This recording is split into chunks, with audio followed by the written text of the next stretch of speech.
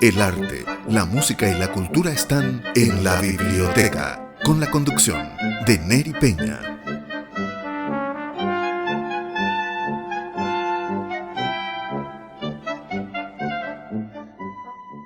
Y en este segundo bloque de la biblioteca lo tenemos de invitado al escritor Nelson Aguilera. Nelson Aguilera presentó durante la Feria Internacional del Libro de Asunción, Paraguay, su libro número 60.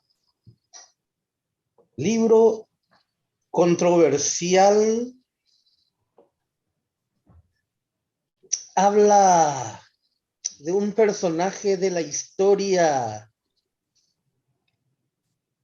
para muchos, el padre de la patria. Para algunos, como este señor que les habla, un tirano. El amor en tiempos del doctor José Gaspar Rodríguez de Francia. Pero no solamente un amor,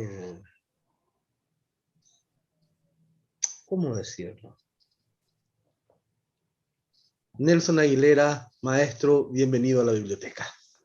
Muchas gracias, un placer, Neri, estar contigo y con toda tu audiencia. Háblanos de tu libro. Bueno, es un libro bastante interesante que a mí me llevó mucho tiempo investigar.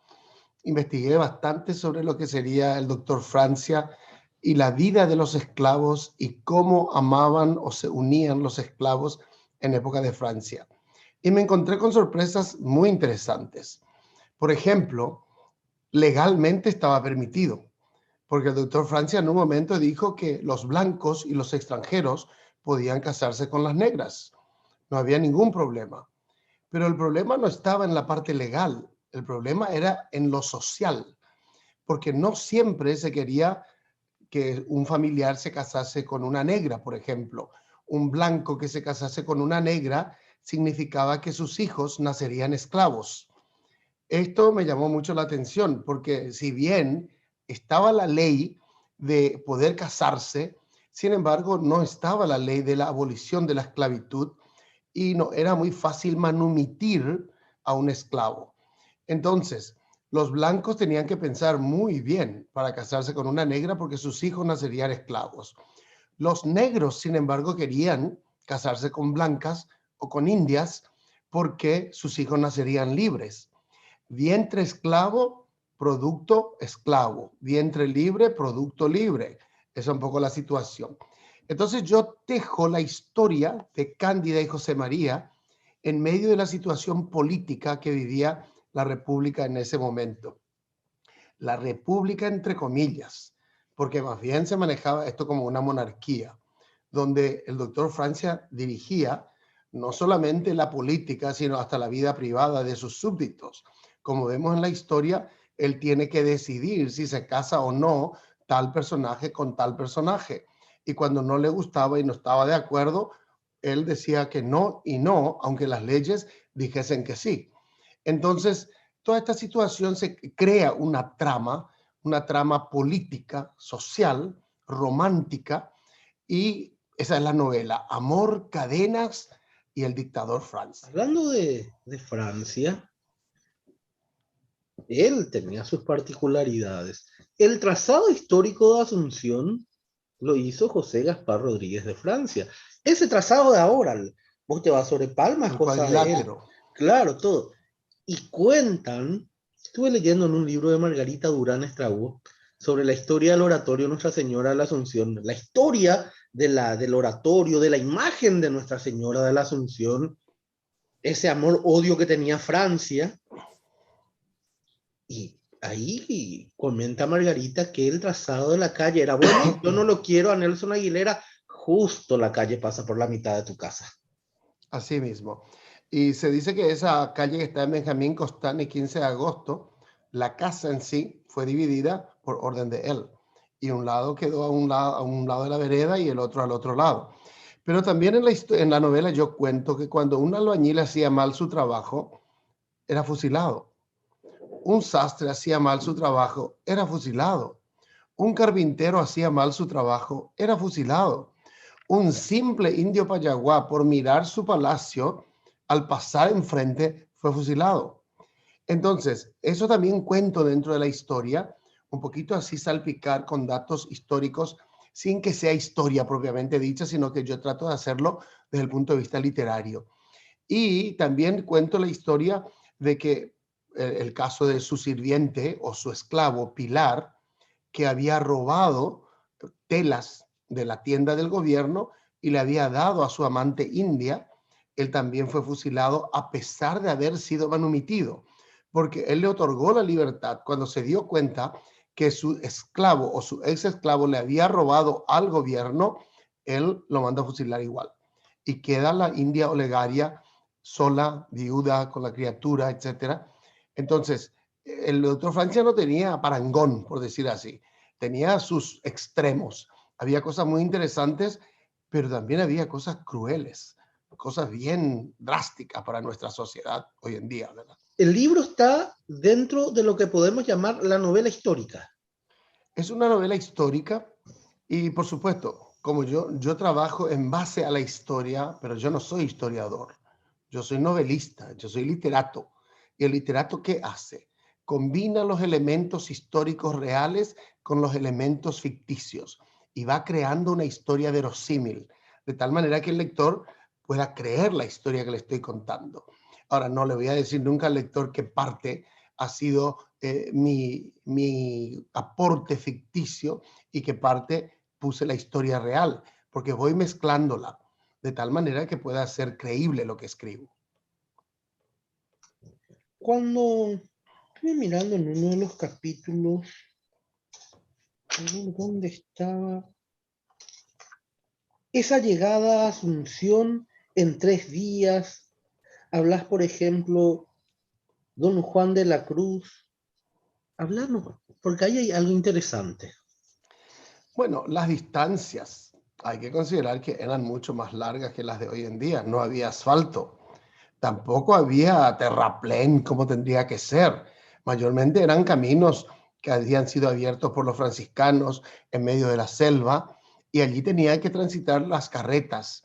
Y las carretas se enfrentaban a arroyos, a riachos, a pendientes, a bajadas, a zanjas, a todo lo que quieras. Y por supuesto, el transitar de un lugar a otro no era tan fácil. Curuguatí era un lugar donde se le enviaba a la gente exiliada y eso tardaba días, semanas para llegar a Curuguatí. Y encontré una historia de una familia argentina, justamente que fue exiliada en la época de Doctor Francia y fueron llevados hasta Cuarepotí, lo que sería hoy en día Puerto Rosario, y de allí en carreta hasta Curuguatí, y le llevó por lo menos una semana o más.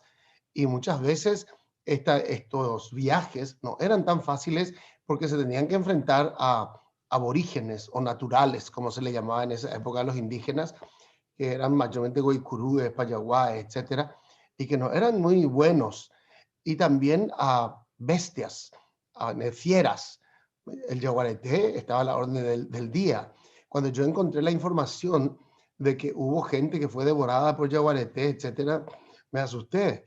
Investigué más porque encontré un libro muy interesante, Cartas sobre el doctor Francia, escrita por unos ingleses que vivieron en Paraguay en esa época, y el libro fue publicado en Londres después, y está en las redes, está en inglés, por supuesto. Son documentos fehacientes que me sirvieron a mí de base para poder construir esa historia de los yaguareté, de lo que serían los exiliados, desterrados muchas veces de la capital y tienen que irse allá a Curuguatí.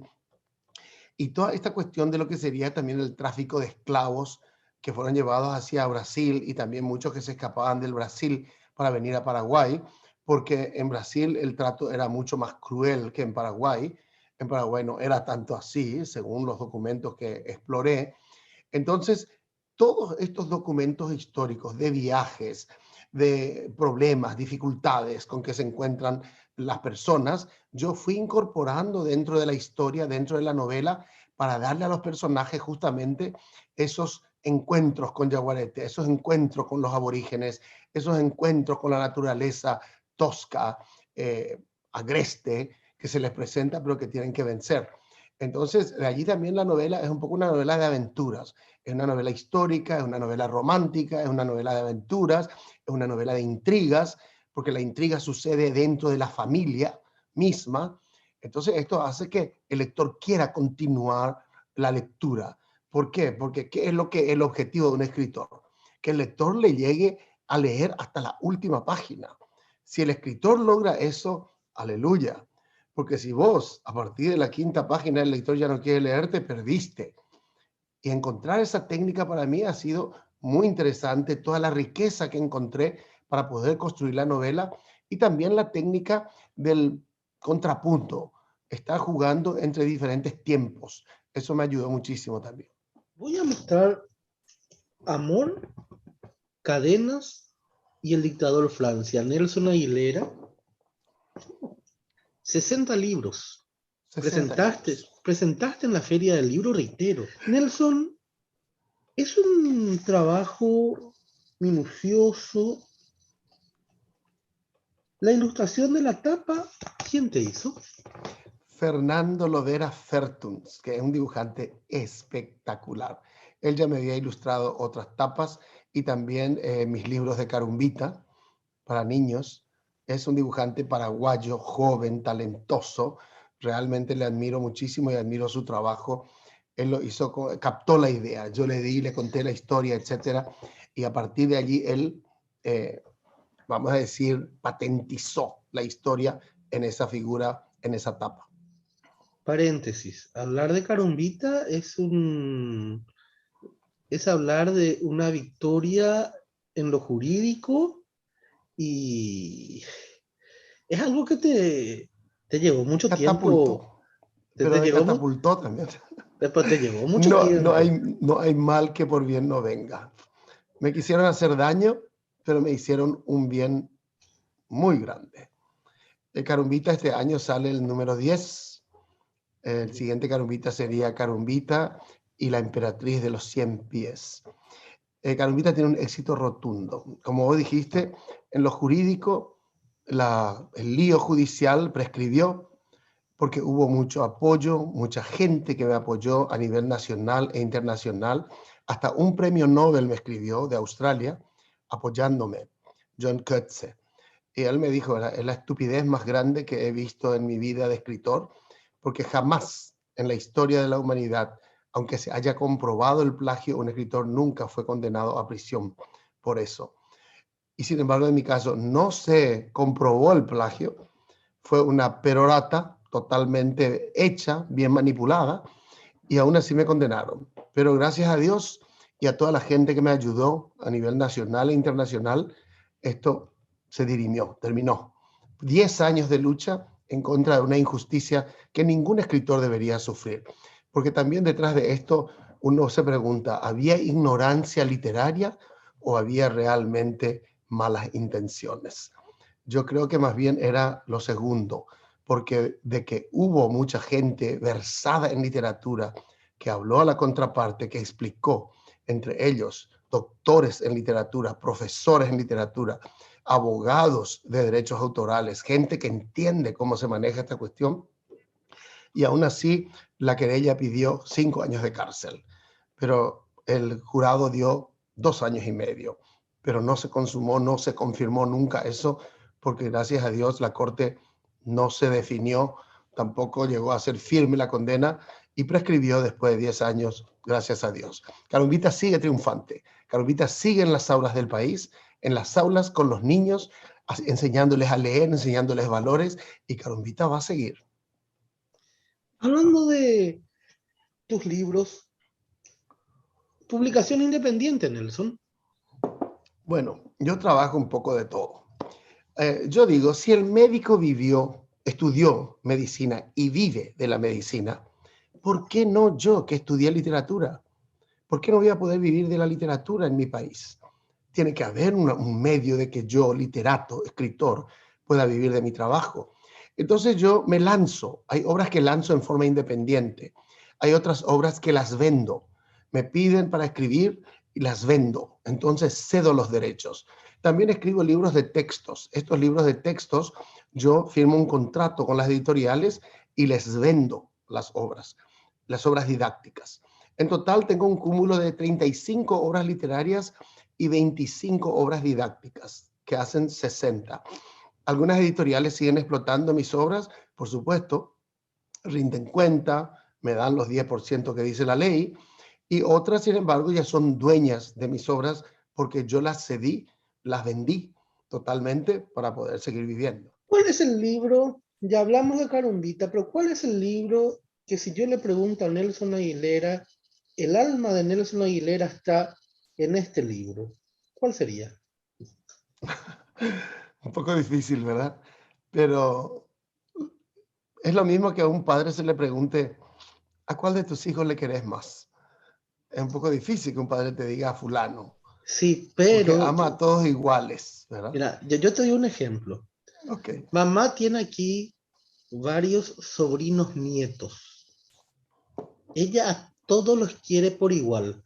Pero si me voy a su habitación y te muestro una foto, hay una foto gigantesca ahí, pero a todos les quiere por igual. Bueno, yo diría más bien el libro que me produjo mucha satisfacción y que hasta hoy en día se sigue vendiendo después de haber sido vendidas 20.000 copias desde que salió. Es la novela En el nombre de los niños de la calle. Es una novela fortísima, es una novela de denuncia sociopolítica, porque ningún niño debería estar en la calle en un país como el nuestro, donde hay dinero, hay comida, y que los niños deberían estar en las aulas, realmente, y no en las calles, y no en las cárceles, como muchos adolescentes terminan. Entonces, ese libro es un libro que refleja toda mi intención de maestro, de cristiano, de artista, de literato, que puse así, fue mi primera novela con garras, diríamos, a full. Y si es que algo me representa a nivel novelístico sería eso, a nivel cuentístico sería Carumbita. Nelson, ya hablaste de tus materiales didácticos, de tus materiales, de tus novelas, de tus cuentos. Sí, hay un mito que a mí me suele asustar cuando dicen que el paraguayo no lee. Si el paraguayo no lee, no van a escribir ustedes, no van a publicar. Es un mito que, Bueno, no es tanto un mito, ¿eh? Pero dejémoslo allí, te escucho. sí, pero ¿a quién le vendes entonces? Quiere decir que tenés ¿cuántos libros? ¿20.000 en tu casa? No vas a tener 20.000 en tu casa. Bueno, eh, la cuestión es la siguiente. Proporcionalmente hablando, en Paraguay se lee poco. De que se lee, pero se lee poco. Se debería leer más. Y existen las posibilidades porque los libros nacionales son baratos. Los libros internacionales son caros y tienen salida. Ahora, según la CERLAC, que salió hace 2 semanas más o menos, un informe, dice que se lee en Paraguay la mitad de un libro por habitante por año. Entonces, Ese informe justamente, perdón que te interrumpa, sí. justamente estábamos cuestionando porque decíamos si no dice de qué fuente sacaron el dato. Bueno, dice Lectupedia que se sacó de los ministerios de educación de América Latina. Y entre eso aparece también el Ministerio de Educación de Paraguay, ¿verdad? Y la gran sorpresa fue Argentina, porque de 4,2 libros por año, ahora llega a 1,6. Entonces es un fenómeno vamos a decir, en detrimento de la lectura que se está dando también en el país vecino. Pero parece que la cuestión de la lectura es un problema universal. No es solamente nuestro, sino en todos los países del mundo se nota que hay un declive. Mira, a mí me cuesta. Particularmente yo tengo que tener el libro impreso. Yo tengo una computadora para analizar, para hacer las cosas. Se van a reír de mí. Yo tengo que imprimir. No puedo hacerlo desde la computadora.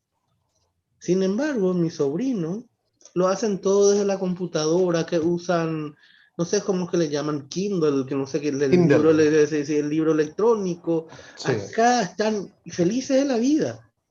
Y a mí me cuesta, yo soy del que tiene que tocar la hoja. Y sí, porque pertenecemos a una generación fetichista, digamos, desde el punto de vista de tener el fetiche libro en nuestras manos. Yo te entiendo perfectamente, pues yo también soy así. Es más, para mí la computadora es un mal necesario. Todo quiero ir al libro papel, pero de repente tengo que mirar, corregir, etcétera, todas mis clases a través de la tecnología, etcétera. Entonces es un mal necesario, lo necesito, sea como sea. Pero la nueva generación, eh, la pregunta es, ¿cuánto lee realmente libros la nueva generación? En un Kindle puede entrar miles de libros, pero ¿cuántos de esos libros son realmente leídos? Es una gran incógnita, es para investigar. Ahora, yo estaba sorprendido en la feria, encontré algunas escritoras paraguayas que venden netamente online y me dicen que ganan hasta $3,000 mensuales por los libros que venden en España. Yo me quedé así, les envidié y dije, wow, yo quiero meterme ahora en lo online también para poder meter mis libros y que se vendan. Y me dicen, bueno, es un poco tipo corintellado de nuestra época, que se escriben romances y cosas por el estilo, y que hay un público que consume eso en España. Ahora, algunos dirán, bueno, pero eso no es literatura, etcétera. Eso está por verse, porque a la postre, en estos días estaba leyendo un escritor que decía, todo escritor quiere vender. Y eso hasta Vargas Llosa, aunque no quiera admitirlo, dice, lo va a admitir porque él también quiere vender. A la postre, el libro es una industria cultural, es un producto. Y para mí, personalmente, no es buscar fama, placer y gloria, sino que es un trabajo. Trabajo, trabajo y trabajo. Ahora me dieron un pequeño premio, el segundo puesto del Premio Municipal de Literatura, que agradezco muchísimo. ¿Por qué? Porque una platita es una platita que viene, no la rechazo en absoluto, pero uno no está detrás de los premios precisamente, porque los premios ya sabemos muchas veces cómo se maneja en este país, pero sí el trabajo constante, la disciplina, la dedicación, la perseverancia, el estar con los lectores. Para mí hoy ha sido un día sumamente productivo haber estado con 150 futuros maestros que leyeron mis obras. Me invitaron, dialogamos, hablamos, y para mí eso es hacer patria, es impulsar la lectura, motivar, mostrarles que se puede, que sí, ellos también pueden leer y escribir, porque necesitamos una sociedad lectora. Un país que lee es un país que piensa. Un país que piensa no va a dar su voto por una cervecita y un pancho. Necesitamos gente pensante en nuestro país y yo creo que la lectura desarrolla el pensamiento crítico del ciudadano. Por supuesto. Una persona que lee es una persona que tiene la mente abierta, porque ya desarrolla todo. Y es la persona más crítica que puede tener un sistema político. Así es. Nelson, cuando hablamos de materiales didácticos, esos materiales didácticos que haces están regidos bajo el programa oficial del ministerio. Sí, totalmente. Lo que pasa es que hoy en día uno no puede hacer materiales didácticos si es que no respeta el programa nacional, el currículum nacional. ¿Por qué? Porque ni un maestro te va a comprar si es que no respeta el programa. Tiene que respetar ese programa porque ¿qué es lo que quiere el maestro? Que el material le sirva para las clases, le sirva también para evaluar y por supuesto le facilite el trabajo. Entonces, lo que yo hago son actividades, mayormente son de lengua y literatura, actividades gramaticales, comprensión lectora, expresión oral, expresión escrita, comprensión oral, ortografía, vocabulario, y le hago así una unidad, un paquete, y el profesor eso aplica. Pero por supuesto se desarrollan las capacidades nacionales que son delimitadas por el Ministerio de Educación. Estupendo, Nelson. Bueno, estuvimos hablando de varios temas, Sí, pero el motivo de la entrevista aquí en la biblioteca era por tu libro número 60, Amor, Cadenas y el dictador Francia, Nelson Aguilera. llegamos al capítulo donde te iba haciendo algunas preguntas directas. Ok. Y aquí está lo que estabas diciendo. En el diseño de tapa. Pero, Nelson, cuando hablamos del doctor José Gaspar Rodríguez de Francia, creo que es uno de los pocos que está envuelto en tanta polémica, con tantas cosas. Mató, fusiló, encarceló a sus propios compañeros de causa para la independencia nacional. Exacto. Cerró colegio. Abrió también. Y sí, por eso, pero una figura muy controversial. Yo reitero, para mí es un tirano. Bueno, yo escribí otro libro sobre él también, que tiene que ver con Pedro Juan Caballero, el patriota de la libertad. Yo personalmente, como paraguayo, digo que el culpable de la división en el Paraguay es el doctor Francia.